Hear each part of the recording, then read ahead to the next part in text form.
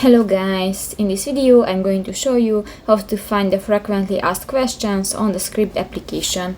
But first of all, I just want to mention, please don't forget to subscribe to our channel, because at 100,000 subscribers we are going to show you our YouTube revenue statistics and growth strategy, how to make money online.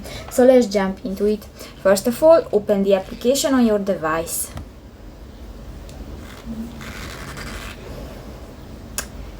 That's the home screen, and you go to the lower bar and click the last button, the account, at the lower right corner of the screen.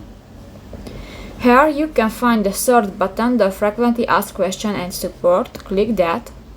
And here you can find three topics: the frequently asked question, my tickets, and the privacy policy. And if you want to find information or questions, click to the frequently asked questions. If you don't know what is this, the my tickets, click that. And if you want to read about the privacy policy, just click to the third option.